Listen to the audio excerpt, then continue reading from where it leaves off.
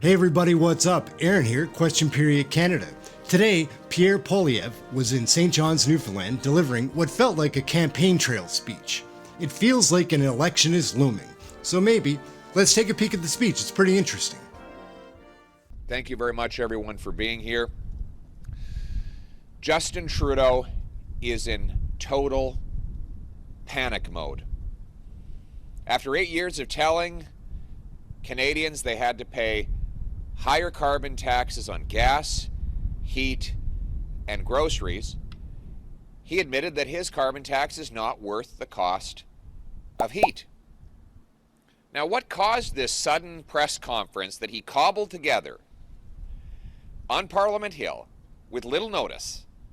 Was it because he was concerned at the 78% increase in food bank use under his watch? No. Was it because he worried that 1.9 million visits had to happen in a single month to food banks because Canadians could not feed themselves after 8 years of his leadership? No. Was it because he's worried that scurvy is making a comeback after 8 years of his government's taxes and inflationary policies? No, that didn't worry him either. It was because he was worried that he doubled the cost of housing, or that these homeless encampments are becoming common right across the country? That wasn't his concern either. What caused Justin Trudeau to freak out yesterday and hold a sudden press conference to announce that he was going to pause the carbon tax on home heating oil? The answer is that he was plummeting in the polls, and Pierre was holding massive rallies in Liberal-held ridings to axe the tax. Justin Trudeau's not worried about the cost of living. He's worried about the cost of votes. And that's what caused his panicked flip-flop yesterday. Yesterday was the one-year anniversary that Liberal MPs, including Liberal MPs from Newfoundland and Labrador, voted to keep taxes on home heating oil. But what does this announcement really mean? Well, one, Trudeau and the Liberals are still going to go ahead with a carbon tax on your gas and groceries, a tax they plan to quadruple to 61 cents a litre. Two, Justin Trudeau announced yesterday that if you re-elect him, he will put the tax back on your home heating oil. Three, he says, don't worry, he'll send you $11 more in the mail. $11. These days, that's a few cups of coffee. Who's going to feed themselves on $11? While he drives up the cost of the gas and diesel that you put in your car, the fuel that goes into the boats of our fishermen and into the tractors of our farmers, which will drive up the cost of all the food we bring home. That's what you're voting for if you keep Justin Trudeau or the local Atlantic Canadian Liberals elected. A 61 cents a litre carbon tax that will force our seniors to cut back on meals and go hungry. It'll mean more malnutrition. It'll mean hundreds of thousands more Canadians jamming into food banks. Lineups at food banks, they look like bread lines from the Great Depression after 8 years of Justin Trudeau. But he's not done yet. So my message to Atlantic Canadians and all Canadians, don't be fooled by Justin Trudeau's latest panic maneuver. He still plans to hit you with a 61 cent a litre carbon tax, and every single Liberal MP is responsible for making that tax apply. And finally, what about all the other Canadians who don't use home heating oil but use gas? Gas, which ironically has lower greenhouse gas emissions, will still pay the carbon tax. So working class people in the suburbs of Ontario, the prairies, and British Columbia who heat with natural gas will be cold and broke because of Justin Trudeau and his carbon tax. He's excluding, he doesn't care about them because he's making political calculations. This is not about environmental science, it's about political science. The good news is that life wasn't like this before Justin Trudeau, and it won't be like this after he's gone. Common sense conservatives are going to turn the hurt that he's caused into the hope that Canadians need. Pierre Poilievre and the common sense conservatives will axe the Trudeau tax entirely and forever. There will be no flip-flopping. There will be no turns of corners. There will be no little targeted exemptions here or gimmicks there. We will axe the Trudeau tax completely. And we will bring home more powerful paychecks with lower income taxes that reward hard work by approving natural resource projects to bring Newfoundland and Labrador's oil and gas sector roaring back to life so that we can replace the overseas oils we're bringing in with clean Canadian energy. We'll approve natural gas liquefaction projects so that we can turn dollars for dictators into paychecks for our people. We'll incentivize cities to speed up and lower the cost of building permits, to build homes that Canadians can afford. We'll bring home safety with jail and not bail for repeat violent offenders, treatment and not more tax-funded drugs for addicts.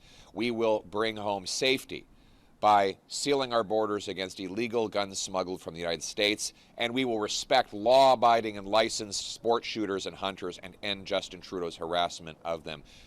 All in all, we can sum it up in 2 words: common sense. The common sense of the common people united for our common home. Your home, my home, our home. Let's bring it home. Okay. Thank you. We'll now have time for questions from the floor. What did you think of that speech? People can't say they don't know his platform. There were questions that followed. Let's take a peek at some of those. For questions from the floor, please state your name and your outlet.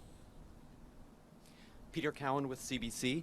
I want to ask you about your plan for addressing climate change. You said technology, not taxes.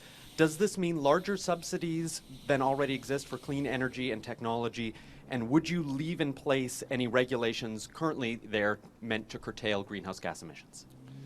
Thank you very much for your question. We're going to green light green projects. Right now, the biggest obstacle to clean energy is government gatekeepers. It takes 25 years to get a mine approved. That's why we don't mine lithium for electric cars' batteries. We import that refined lithium from China where they burn coal to produce it. I would quickly green light lithium mines. I would compress the timelines to assess the safety of small modular nuclear reactors so that we can power our grid with clean, green, emissions-free nuclear. I would remove the duplication so that Quebec can more quickly build its hydroelectric dams to double emissions-free hydroelectricity production in that province so that we can power the green economy of the future. I would green light tidal wave power like the kind Trudeau killed off the coast of Nova Scotia. I would incentivize and approve carbon capture and storage projects in Western Canada so that we can bring down the emissions and have the lowest emitting barrel of oil that comes out of the ground. I would green light natural gas liquefaction projects that will be the lowest emitting anywhere on Earth, using clean hydroelectricity and cold weather to liquefy the gas, and the short shipping distances to send it to Asia and shut down dirty coal-fired Asian coal-fire plants, and replace it with clean Canadian gas, and send it to Europe so that we can break European dependence on Putin and Qatar and turn dollars for dictators into paychecks for our people. Thank you. Okay, next question. Hi, Cameron Kilfoy with The Telegram. Even with the changes announced by Trudeau yesterday, I'm curious how this impacts those in NL. Is it enough to help? No. This is a tiny gimmick. First of all, Newfoundlanders and Labradorians should know that Trudeau still plans to bring in a 61 cent a litre carbon tax on your gas and your diesel. 2, they should know he will continue to tax the fuel of the fishermen and farmers who produce our food and the truckers who ship the food, which is a tax on all the food. It is going to be a very high tax on the rural and remote communities. I was in Yukon. The grocer in Whitehorse said that he paid more in fuel charges to ship the food from Edmonton than he did for the food itself. So this is a Trudeau tax on food, on gas, and if he's reelected, it will be a tax on your heat. Remember, he's saying if he gets reelected in the next election, a year later, he will put the tax back on home heating oil. So this is a scam designed to trick oil heating households into voting for him one more time before he can hit them with his big tax hike. Only the common sense conservatives will axe the tax entirely. Okay. Next question. Ben Cleary, NTV News. I want to ask about housing. The federal housing minister has said that the biggest issue in this province seems to be a labor shortage. Do you agree with that, and how would you address the housing crisis here? Well, that didn't seem to cause a problem when I was housing minister, and rent was half, mortgage payments were half, down payments were half of what we pay now. After 8 years of Trudeau, he's doubled the rent, doubled mortgage payments, doubled the needed down payment for the average home. After 8 years of Trudeau, the average family now has to spend 6% of their gross income to make monthly payments on the average home. That was only 39% when I was housing minister. After 8 years of Trudeau, we have the second worst housing bubble in all of the OECD.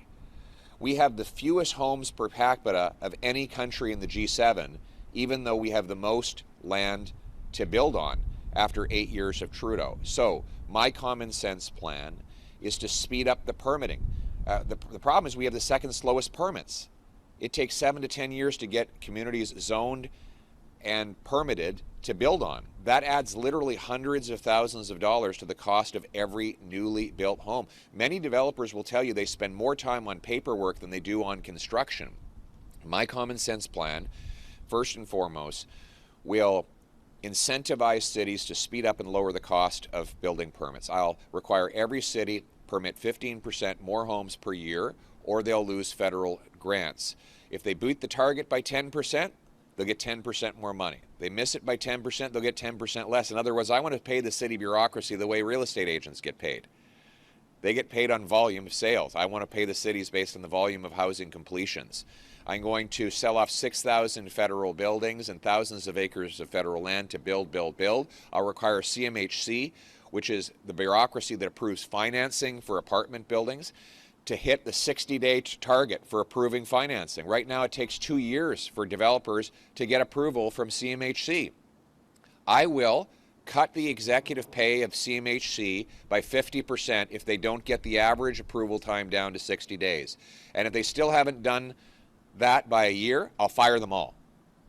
We're going to have fast approval of financing for apartments. Build homes, not bureaucracy. Finally, the big cost right now is higher interest rates. Interest rates have gone up faster under Justin Trudeau than at any time in monetary history. Why? Because of $500 billion of inflationary deficits that bid up the goods we buy and the interest we pay. We must cap spending and cut waste to balance the budget and bring home lower mortgage rates. Thank you. Okay, next question. Hi there, I'm Sarah Smelly. I'm with the Canadian Press. Given concerns that you and others have voiced over pro-Palestinian rallies, demonstrations that some argue have amounted to support for Hamas, if you form the next government, would you introduce laws that were in place under the Harper government that criminalize the advocacy or promotion of terrorism offenses? So let's distinguish. People can protest any cause they want. They can state any opinion they choose. And that will not change when I'm Prime Minister. I am running for Prime Minister to make Canada the freest nation on earth. So people are free to disagree with me on the Middle East or anything else. I have condemned people with my words, not with any proposed censorship, who have glorified the genocidal attacks by Hamas on Israeli civilians, which was the worst attack on Jews since the Holocaust. We have already a criminal prohibition on providing material support to listed terrorist organizations like Hamas. That should be enforced. If you donate, raise money, coordinate, recruit for Hamas, it is already a crime, and you should be arrested and prosecuted if you do that. At the same time, people are free to express any opinion they want, even when I find those opinions appalling. Finally, I don't agree with you conflating Palestinians with Hamas. They're completely different. The Palestinian people are not responsible for the evil of Hamas. Hamas is a terrorist dictatorship. It poses itself on Palestinians. The Palestinian people themselves are innocent, their lives are precious, and we should do everything we can to protect them and their families during this difficult time. And the Conservative Party expresses total solidarity with Canadian Jews and Canadian Muslims, both of whom are suffering because of this horrendous war that Hamas has unleashed and the evil that that organization represents. And in conclusion, we do believe Israel, like any other country, has the ability and the right to defend itself. Thank you. Okay. Next question. Andrew Robinson, allnewfoundlandlabrador.com. Regarding the recent Supreme Court decision that struck down most of the Impact Assessment Act, I was wondering what you might suggest the federal government should look at in terms of bringing anything to replace it. We should replace Trudeau's anti-development law C-69, now found unconstitutional by the courts, with a common sense law that consults First Nations, protects our environment, but gets decisions made. Our goal should be to have decisions within 1 year of an application. That way we can unleash the production of Canadian resources and do it in the most environmentally responsible way. You know, right now it takes 25 years to approve a mine in Canada. I ask people, do we find anything out about a mining project in year 22 and 23 that we couldn't have found out in year 1? Same thing with nuclear power. It takes 11, 12, 13 years to get a nuclear power plant approved. Are we really learning anything in year 11 of that process that we couldn't have learned in year 1? Why don't we have the same strong environmental protections, but apply them more quickly? Finally, I would also recognize the environmental damage that is done by blocking Canada from harvesting its resources. When we don't produce resources, we cede the market to environmentally irresponsible foreign dictatorships. A common sense conservative government led by Pierre will greenlight Canada's natural resource projects so that we can bring home powerful paychecks to our people. Okay, thank you. Next question. Brian Callahan with VOCM News. You've mentioned the green lighting of and expediting potential power projects. In the same vein, we've just had a recent massive wind project on the west coast of Newfoundland. The Federal Assessment Agency chose not to review it. People there are worried about the environmental impacts. Are you unknown with this new industry? Are you concerned about those potential environmental impacts if you're speeding up and expediting the environmental assessment process? I don't think the problem is speed. I think the problem is we need to have the best science, the best information, and a careful, meticulous review, but we have to do them quickly. There's no reason why we can't apply the science and the data in 6 months or a year rather than 7 or 8 years. We need more power right across Canada. We need more affordable energy, and that means approving projects that are good. I can't comment on every single project in the country. I'd be happy to look into the one you mentioned in particular, but my overall approach will be to deliver quick decisions to greenlight green projects so that we can supply our grid with emissions-free power that is affordable to consumers. Okay, thank you. All right, everybody, that's his speech. Some questions. What did you think of Pierre Poilievre's speech in St. John's, Newfoundland today? Made a lot of platform points. It's interesting. It feels like an election is looming. We'll see. Anyhow, thank you very much for watching. Like, subscribe. We've got lots more coming. We'll catch you next time.